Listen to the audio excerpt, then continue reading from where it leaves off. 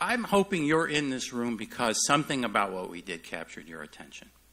And if we haven't, come by and see us. There's 3 buildings. They're beautiful.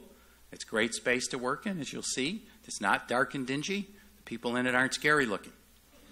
They may be studying scary things, but they're going to make them unscary by the time we're done. So I want to thank all of you for your commitment in this county and in the state and your support.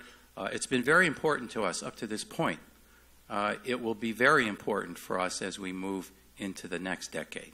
I want to make, just for my central comments today, the watchword of the day is commitment. Because as I thought about what to say and think about, I'm not much who looks, I don't look back very much. I wasn't born with backup lights. And so the past 10 years are great. I'm always thinking about what's coming next. But in order for us to get here, there had to be a commitment. There was a commitment from Jeb Bush. You saw him on the video. He made a commitment that he wanted to see something happen. There was a commitment from Richard Lerner. Richard always recognized great science. Jeb had a vision and an ability to convince the state and the county to put some resources into this, and they were a great dynamic duo in the beginning to set it in motion. The legislature, the leaders in the legislature, the leaders in Palm Beach County, without that commitment, we wouldn't be here. The thing gets started. Scripps is pretty lean on the administrative side. We try to spend money on almost not only on science, but we have to have some administration. But we put together an administration that truly focused their attention on the scientists and getting the science done. So they had the commitment. But the reason that we're here, the reason that we are in the news occasionally for the good things, for the discoveries, is because of the scientists. And I really today, my most important message is to talk about their commitment. Now, there are many of them here too, I'm happy to say.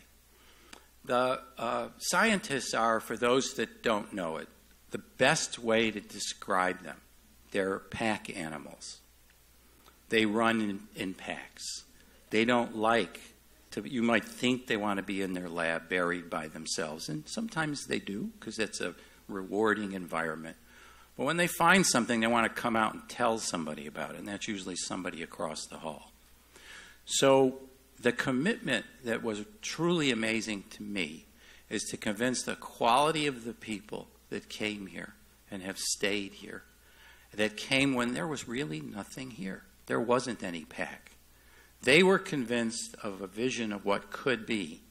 And the only reason that we are here and the room is filled and we are judged on the success we have at this time is because of that group of scientists that came and continue to come and continue to work very hard in their discoveries. So a lot of people have been asked to stand up today. I want every Scripps faculty member that's here to stand up, please.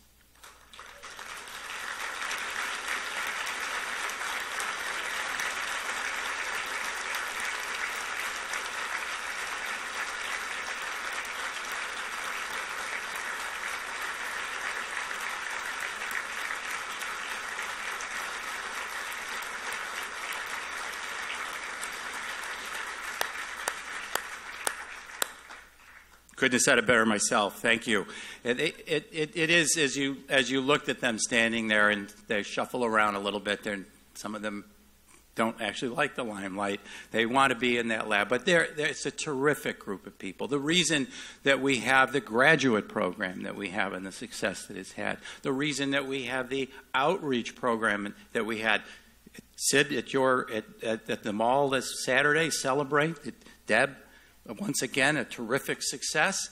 We've reached over 20,000 young people and hopefully lit a light under them like it was lit under all of those people that were just standing up that may, in fact, have experienced something like happened here last Saturday.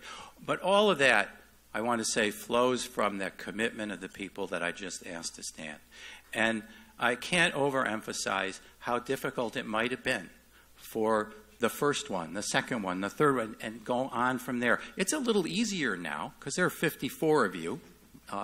So it's a little easier to say, you know what, doesn't look as risky as it used to look because there are now 54 highly accomplished people. There's 545 people now on the site. There's hundreds of papers that have been published. There's over 100 patents, believe it or not, that have already been filed from discoveries made only here in Florida. I'm not counting. I'm not talking about California at all. So that's a remarkable now set of accomplishments that has happened in this 10 years. And I always like to slice it a little differently than that because it's 10 years, true, when they shook hands and cut the deal. 2009, though, is when the buildings were done and moved into the buildings. The buildings that have created a real cauldron for discovery. They're beautiful on the outside. They're also beautifully designed on the inside for those lonely old scientists that you may have a stereotype of, that how they can bump into one another and how a conversation can change an isolated discovery into something that reaches much further than that. The buildings are designed for that kind of interaction. So it's a lot easier now to bring people here and say, come and join us in Florida, because it isn't, no longer, and where is that, and why would I come there? It's a cauldron of activity and discovery. It's an exciting place to be. It's a beautiful place to be. There is no important disease. I have an English teacher somewhere who's saying you shouldn't have said it that way, that we aren't studying. And so if you come and visit us, and I encourage you to do so, you'll learn about what we're doing. You'll learn about what we're doing to tackle the major diseases that are going to afflict not only Western society, but the globe. You'll learn how Florida, Scripps, Florida, is going to play a vital role in that. If you thought the first 10 years was terrific, then I can tell you I can't wait to see what the next 10 are going to be like. Thank you very much. Thank you for coming.